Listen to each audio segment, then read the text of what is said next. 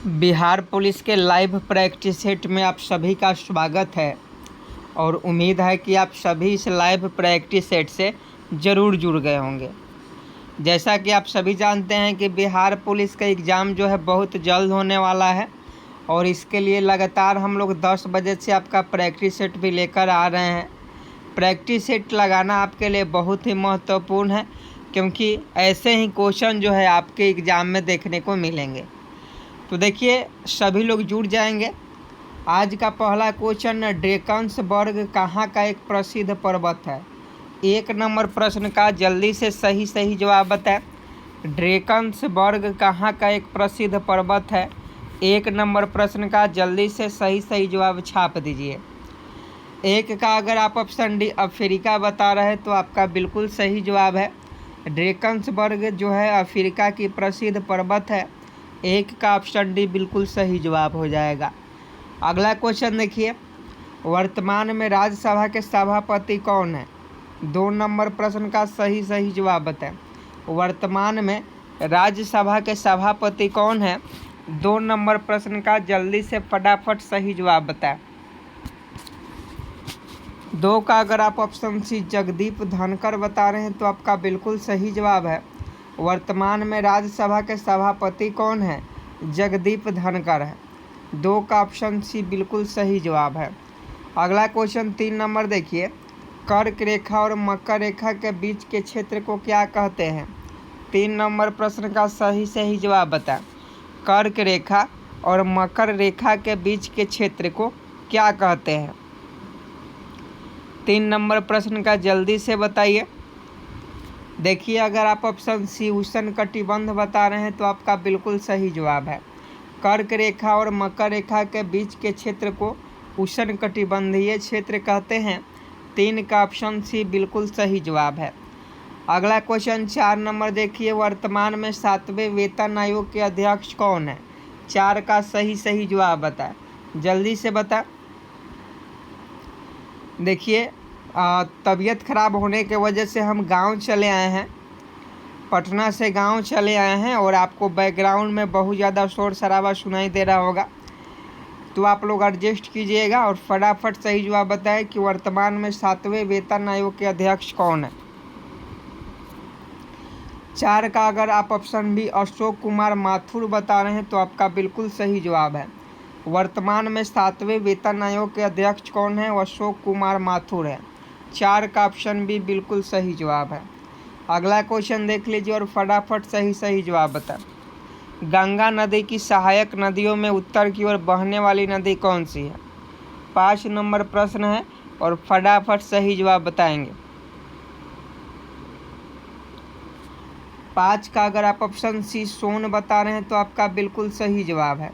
गंगा नदी की सहायक नदियों में उत्तर की ओर बहने वाली जो नदी है वो सोन नदी है। ऑप्शन सी बता रहे हैं तो आपका बिल्कुल सही जवाब है। अगला क्वेश्चन 6 नंबर देखिए, मेडागास्कर की राजधानी कहाँ है? और जल्दी से 6 नंबर प्रश्न का सही जवाब बताएं। मेडागास्कर की राजधानी कहाँ है? 6 का अगर आप ऑप्शन डी एंटानानारिवो बता रहे हैं तो आपका बिल्कुल सही जवाब है। मेडागास्कर की राजधानी कहाँ है? एंटानानारिवो है। तो ऑप्शन डी बिल्कुल सही जवाब हो जाएगा। नेक्स्ट प्रश्न का सही जवाब बताएं। क्वेश्चन आपके मोबाइल स्क्रीन पर क्वेश्चन है कि भारत में शुष्क खेती के अंतर्गत एक प्रमुख फसल निम्नलिखित में से कौन सी है? 7 नंबर प्रश्न का सही जवाब बताएं। 7 का ऑप्शन सी बाजरा बता रहे हैं तो आपका बिल्कुल सही जवाब है।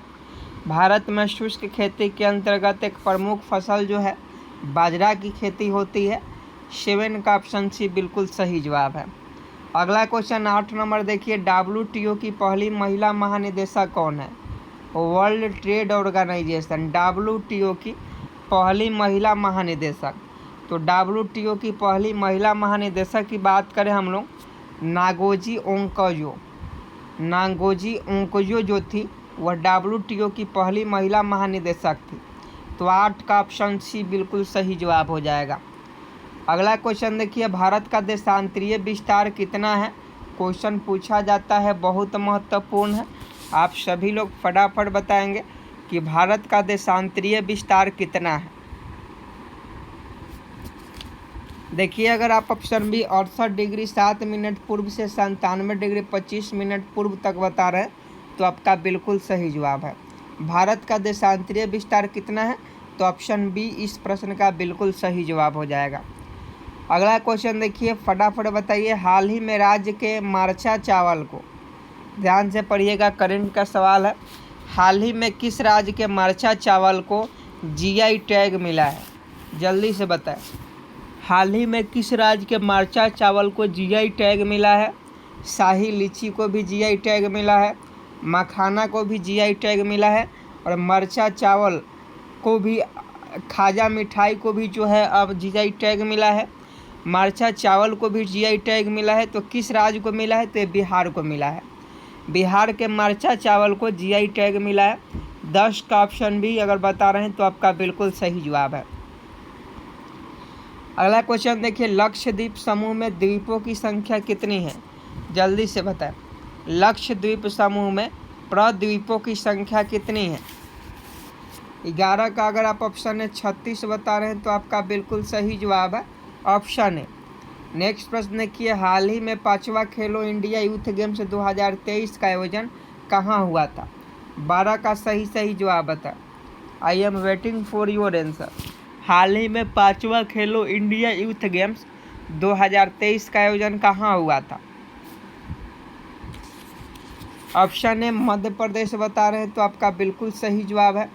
मध्य प्रदेश में खेलो इंडिया यूथ गेम्स 2023 का आयोजन किया गया था। अगला क्वेश्चन देखिए और फटाफट सही जवाब बताएं। 13 नंबर प्रश्न आपके मोबाइल स्क्रीन पर, जल्दी से सही जवाब बताएं। निम्नलिखित में से कौन सी नदी अरावली पर्वतमाला से निकलती है? जल्दी से बताएं। निम्नलिखित में से कौन सी नदी अरावली पर्वतमाला से निकलती है? देखिए, अगर आप लूनी नदी बता रहे हैं तो आपका बिल्कुल सही जवाब है। लूनी नदी जो है अरावली पर्वतमाला से निकलती है। 14 नंबर का सही जवाब बताएं। अंतर्राष्ट्रीय साक्षरता दिवस कब मनाया जाता है? 14 नंबर प्रश्न का सही जवाब बताएं। अंतर्राष्ट्रीय साक्षरता दिवस, तो 14 का अगर आप ऑप्शन बी 8 सितंबर बता रहे हैं तो आपका बिल्कुल सही जवाब है। अंतर्राष्ट्रीय साक्षरता दिवस कब मनाया जाता है? 8 सितंबर को मनाया जाता है। अगला क्वेश्चन देखिए, इक्वाडोर का चिम्बराओ ज्वालामुखी निम्न में से किस श्रेणी में आता है? क्वेश्चन मोबाइल स्क्रीन पर है, पढ़ लीजिए, उसके बाद सही जवाब दीजिएगा। तो इसका सही जवाब शांत ज्वालामुखी हो जाएगा। इक्वाडोर का जो चिम्बराओ ज्वालामुखी है वह शांत ज्वालामुखी की श्रेणी में आता है। ऑप्शन है बिल्कुल सही जवाब है। अगला क्वेश्चन देखिए, हाल ही में चर्चित पुस्तक द गोल्डन ईयर्स के लेखक कौन है? 16 का सही जवाब बताएं। हाल ही में चर्चित पुस्तक द गोल्डन ईयर्स के लेखक कौन है? तो 16 का ऑप्शन बी रस्किन बॉन्ड हो जाएंगे। ऑप्शन बी बिल्कुल सही जवाब है। अगला क्वेश्चन देखिए, विषुवतीय रेखा क्षेत्र के सघन वन लाभदायक होते हैं। 17 का सही जवाब बता। विषुवतीय रेखा क्षेत्र के सघन वन लाभदायक होते हैं, ये जड़ी बूटियों के लिए लाभदायक होते हैं। तो ऑप्शन बी बिल्कुल सही जवाब है। अगला क्वेश्चन देखिए, रानीपुर टाइगर रिजर्व जो कि भारत का 54वां टाइगर रिजर्व बना है, यह किस राज्य में है? रानीपुर टाइगर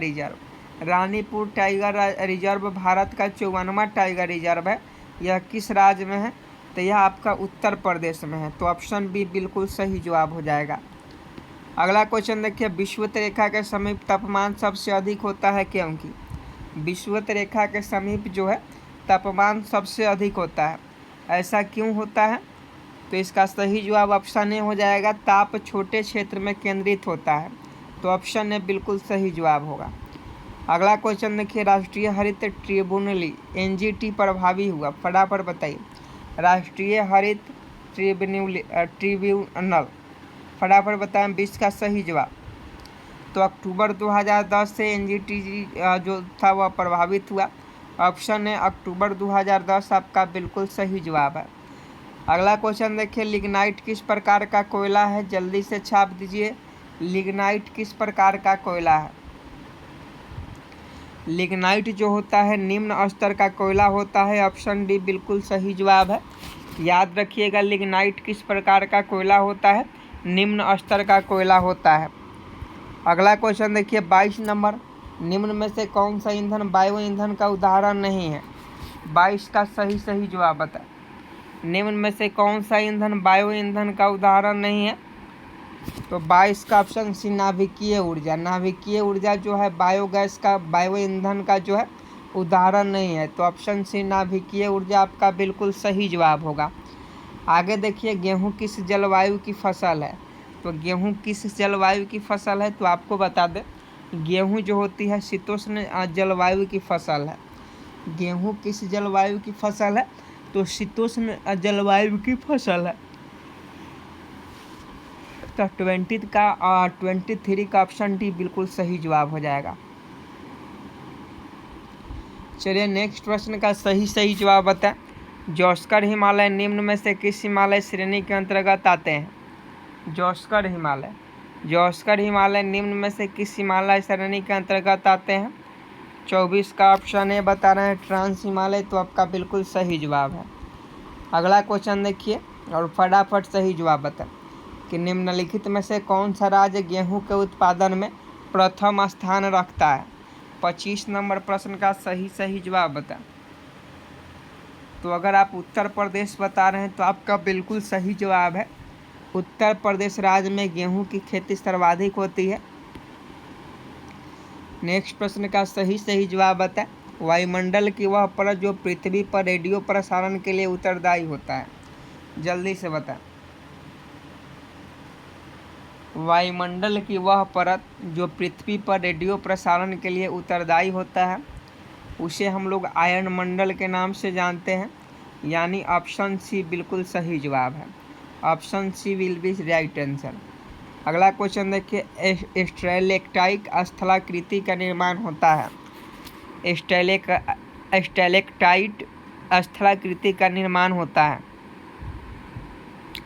तो इसका सही जवाब भूमिगत जल के द्वारा हो जाएगा। ऑप्शन बी 27 का बिल्कुल सही जवाब है। अगला क्वेश्चन देखिए, सूर्य के प्रकाश को पृथ्वी पर पहुंचने में कितना समय लगता है? बच्चा जानता है कि सूर्य के प्रकाश को पृथ्वी पर पहुंचने में कितना समय लगता है। तो बच्चा जानता है कि सूर्य को प्रकाश को पृथ्वी पर पहुंचने में 18 मिनट 16.6 सेकेंड जो है लगता है। तो ऑप्शन है 8 मिनट 16.6 सेकेंड आपका बिल्कुल सही जवाब है। आगे देखिए, कर्क रेखा भारत के निम्नलिखित प्रांतों में किससे होकर नहीं गुजरता है? तो कर्क रेखा देखिए, कर्क रेखा जो होता है वह मध्य प्रदेश से होकर गुजरता है, झारखंड से होकर गुजरता है, गुजरात से होकर गुजरता है, लेकिन उत्तर प्रदेश से होकर नहीं गुजरता है। समझे कि नहीं? तो कर्क रेखा उत्तर प्रदेश से होकर नहीं गुजरता है, यह याद रखिएगा। मध्य प्रदेश, गुजरात, झारखंड से होकर गुजरता है। आगे देखिए, निम्नलिखित नदियों में से किस एक के किनारे हम्पी है? निम्नलिखित नदियों में से किस एक के किनारे हम्पी है? तो 30 का ऑप्शन भी पेनेरू आपका बिल्कुल सही जवाब हो जाएगा।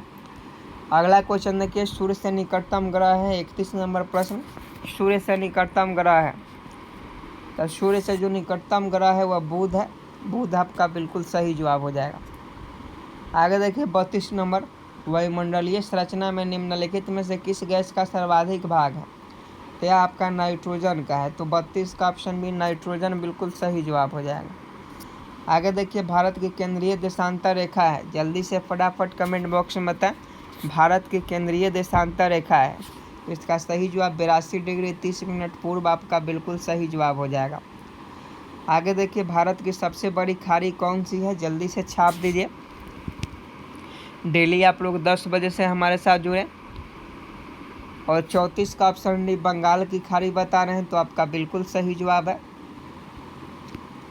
आगे देखिए, हिमालय पर्वत की उत्पत्ति किस काल में हुई थी?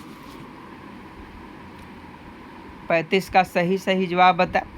हिमालय पर्वत की उत्पत्ति किस काल में हुई थी? तो आपका टर्शियरी काल में हुई थी। हिमालय पर्वत की जो उत्पत्ति है ये आपका टर्शियरी काल में हुई थी। ऑप्शन ए बिल्कुल सही जवाब है। अगला क्वेश्चन देखिए, वायुमंडल की सबसे निचली परत कौन सी है? वायुमंडल की सबसे निचली परत, तो वायुमंडल की सबसे निचली परत जो है क्षोभमंडल है। ऑप्शन सी बिल्कुल सही जवाब है। वायुमंडल की सबसे निचली परत कौन है? क्षोभमंडल है। 36 का ऑप्शन सी बिल्कुल सही जवाब हो जाएगा। अगला क्वेश्चन देखिए 37 नंबर, निम्न वायुदाब केंद्र कहलाता है। निम्न वायुदाब केंद्र कहलाता है या आपका चक्रवात कहलाता है।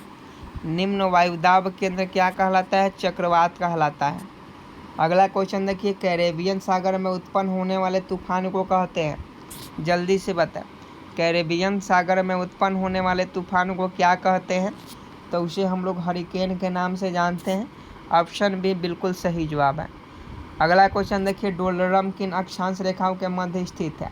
39 का सही जवाब बताएं कि डोलरम किन अक्षांश रेखाओं के मध्य में जो है स्थित है। तो 39 का आपका ऑप्शन सी हो जाएगा, 5 डिग्री उत्तर और 5 डिग्री दक्षिणी अक्षांश। ऑप्शन सी बिल्कुल सही जवाब है। अगला क्वेश्चन देखिए, फेरल का नियम किससे संबंधित है? फेरल का नियम किससे संबंधित है? तो फेरल का नियम जो होता है वह वायुमार्ग से वायु संचार से संबंधित है। फेरल का नियम किससे संबंधित है? तो फेरल का नियम जो है वायु संचार से संबंधित है। ऑप्शन बी बिल्कुल सही जवाब हो जाएगा। आगे देखिए, बिहार का शोक नदी किसे कहा जाता है? तो बच्चा जानता है, कोसी नदी को। कोसी नदी को जो है बिहार का शोक नदी कहा जाता है, क्योंकि यह हर बार अपना रास्ता बदलते रहती है, जिससे बाढ़ की स्थिति आ जाती है और भयंकर तबाही मचती है। अगला क्वेश्चन देखिए, किस नदी के खड़े पार्श्व वाली गहरी व संकीर्ण घाटी को क्या कहते हैं? जल्दी से 42 नंबर प्रश्न का सही जवाब बताएं। किसी नदी के खड़े पार्श्व वाली गहरी व संकीर्ण घाटी को कहते हैं, तो इसे महाखंड कहते हैं। ऑप्शन डी बिल्कुल सही जवाब हो जाएगा। आगे देखिए, भूकंप की प्रबलता मापी जाती है। 43 का सही जवाब बता। भूकंप की प्रबलता मापी जाती है, तो रिक्टर मापनी के द्वारा रिक्टर पैमाने पर भूकंप की तीव्रता मापी जाती है। अगला क्वेश्चन देखिए, सहारा में प्रवाहित होने वाली गर्म शुष्क पवन क्या कहलाती है? सहारा वन है, सहारा रेगिस्तान है और सहारा में प्रवाहित होने वाली गर्म शुष्क पवन कहलाती है, तो ये आपका सिरोक के नाम से जानी जाती है। तो ऑप्शन डी बिल्कुल सही जवाब है। आगे देखिए, भूगर्भिक समय मापक्रम का सबसे प्राचीन खंड है। 45 का सही जवाब बताए, तो आद्यकल्प शैल समूह। ऑप्शन बी बिल्कुल सही जवाब है। अगला क्वेश्चन देखिए, भारत में किस नदी का बेसिन क्षेत्र अधिक है? 46 का सही जवाब बताएं। भारत में किस नदी का बेसिन क्षेत्र अधिक है? तो आप सभी जानते हैं गंगा नदी है। भारत में गंगा नदी का जो बेसिन क्षेत्र है वो सबसे अधिक है। अगला क्वेश्चन देखिए, 9 डिग्री चैनल स्थित है। तो 9 डिग्री चैनल जो है यह आपका लक्षद्वीप में स्थित है। क्वेश्चन पूछा जाता है 9 डिग्री चैनल स्थित है, लक्षद्वीप में स्थित है। अगला क्वेश्चन देखिए, हीराकुंड नदी परियोजना किस नदी पर है? हीराकुंड नदी परियोजना, तो आप सभी जानते हैं महानदी पर जो है हीराकुंड नदी परियोजना है। तो महानदी आपका बिल्कुल सही जवाब हो जाएगा। अगला क्वेश्चन देखिए, निम्नलिखित में कौन बायोमास ऊर्जा का उदाहरण नहीं है?